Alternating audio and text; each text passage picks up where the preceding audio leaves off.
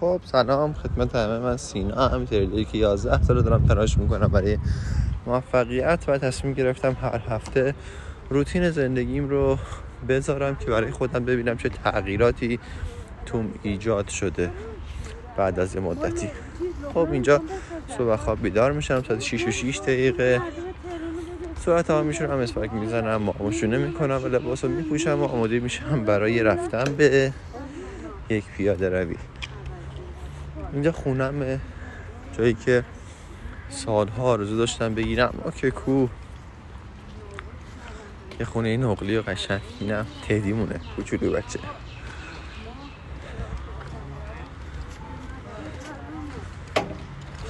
خب گلامون آب میدیم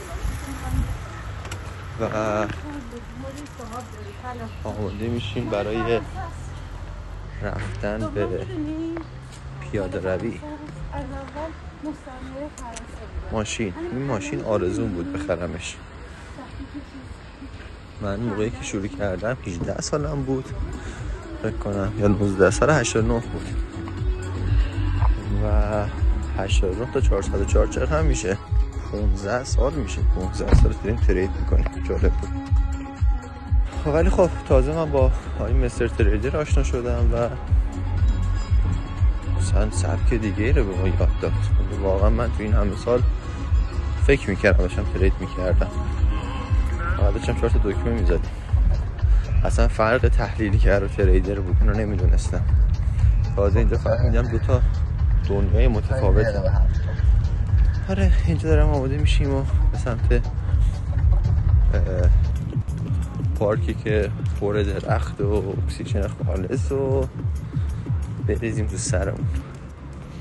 من روتین افراد موفق زیادی رو دیدم و از همه اینو کشف کردم که من باید صبح‌ها شروع کنم به پیاده روی، اکسیژن تازه و این فوق‌العاده مهمه که حالتو صبح خوب کنی و اینو بکنی روتین زندگی، عادت زندگی. اینجا پارک بین‌المللی تنیس کرجه و من دیگه هر روز میام اینجا صبح یه دور پیاده روی میکنم، حدود 40 دقیقه و تو دل این پیاده روی تصور میکنم چیزایی که میخوام رو. یکی از نکات جذاب تصور کردن درست اینه که مسیر رو تصور کنی، نه فقط نتیجه رو. مسیر رو باید بتونی درست و واضح و تمیز تصور کنی. راجع به صدایی که میاد من تصمیم گرفتم که تو خود پیاده روی وایس رو بگیرم و چند روزی بود میخواستم بگیرم، ولی میخواستم حال هوای پیاده رویم توی وایس هم باشه. سوار ماشینی میشیم و میریم برای کردیم و کار. برو بریم آقازه، بریم باید پلن رو بنویسیم،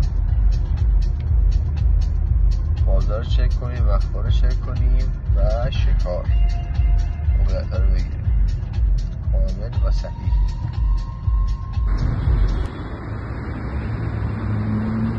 خب رسیدیم به مغازمون، جایی که اتاق ترید واسه خودم درست کردم.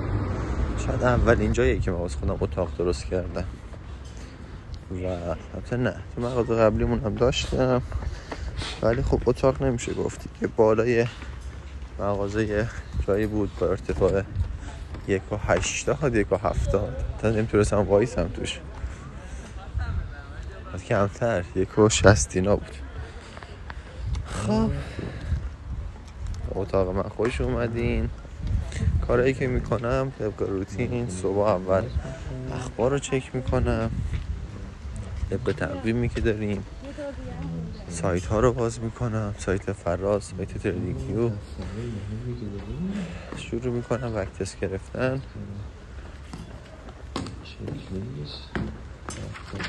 این دفتر ژورنال، دفتر چک لیستم و اینم دفتری که هر روز پلنامو می‌نویسم. برای ژورنال اینم خود مستر تریدر، کسی که به قولی زندگی ما رو عوض کرد. معنی ترید تازه فهمیدیم. 11 سال نمیدونیم چی کار میکردیم. این هم دوره رفتیم، دوره که واقعا توش هم روانشناسی ما رو بردن بالا، هم تکنیکالی بردن بالا. واقعا جالب بود. البته اینم بگم هنوز 3 ماه دوره مونده و من از ماه 6 9 ماه دورشون، هم ماه 6 تصمیم گرفتم که این کارو بکنم، که چون دوست دارم تغییر رو توی 1 سال آینده، 12 ماه آینده ببینم. با 52 کلیپ درست کنم از خودم که تفاوت‌ها رو ببینم. صداهایی که میاد برای اینه که تصمیم گرفتم این وایس رو توی پیاده روی بگیرم که همون حس رو داشته باشم.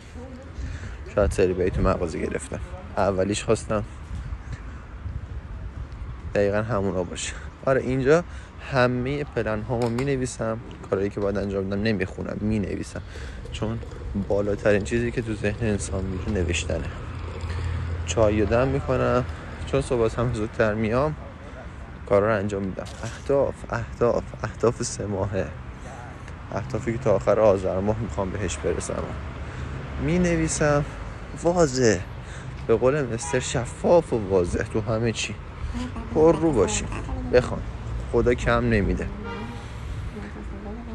بعد از اینکه نوشتنیام تمام شد، ذهنم آروم شد، همه چی خوب، میریم شروع میکنیم بک تست روز قبل رو میگیریم.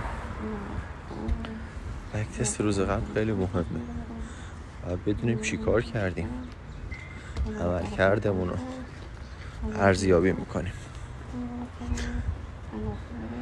اینجا نگاه میکنم چند تا از پوزیشنایی که میتونستم زدی پیش بگیرم، دیروز بگیرم و گرفتم و چندم. و البته تو خود چیزم